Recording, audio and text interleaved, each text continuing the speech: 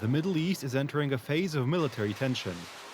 The United States is deploying additional ships, combat aircraft, aerial tankers, and air defense systems to the region. Another aircraft carrier group is on its way, and some bases are on high alert. The Pentagon claims it's just strengthening security in the region. At the same time, options for operations against Iran are being prepared. I think that in this long-running rivalry for power that has been going on for 20 or 30 years, in the end, if through war both powers, both regionally and globally, could test their strength and see which one is capable of defeating the other, Iran as a regional power and the United States as a global superpower, then ultimately, this issue would have to be resolved one way or another. Washington is signaling that it has both military and political tools at its disposal, and is prepared to use both. I think the president has a lot of options. We do have a very powerful military. The president's shown a willingness to use it.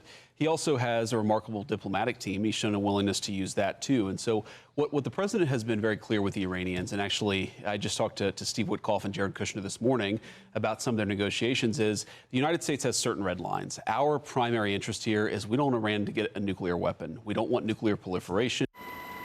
The U.S. administration emphasizes that the show of force is intended to force Tehran to make concessions and does not automatically mean an attack. Well, there's many reasons and arguments that one could make for a strike against Iran. The president had a very successful operation as commander-in-chief with Operation Midnight Hammer, as you know, as you just said, totally obliterated Iran's nuclear facilities. The president has always been very clear, though, with respect to Iran or any country around the world, diplomacy is always his first option. Diplomacy is in play until the first bombs and missiles fall on targets in Iran, except that Tehran is responding with its own show of force. Iran is conducting military exercises in the Strait of Hormuz, a key route through which a large part of the world's oil flows.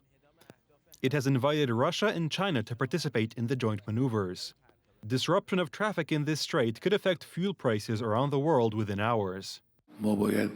Deterrent weapons are a necessity for our nation. The Americans are interfering in this matter for no reason. They tell us, you can have this or that missile, this range and no more. What does that have to do with you? This concerns the Iranian nation. Despite the military buildup, both sides are maintaining channels of communication. After the meetings in Geneva, Iran is talking about starting the road to an agreement, although the details are expected to be the most difficult. This does not mean we can reach an agreement quickly, but at least the path has been started. We hope this will happen as soon as possible, and we are ready to devote enough time to it. However, when it comes to drafting the text of the agreement, the work becomes more difficult and more detailed. With such a large-scale deployment of equipment and personnel, it is difficult to consider this merely a show of force. Today, it looks like a classic military preparation, which makes it possible to act immediately after a political decision has been made.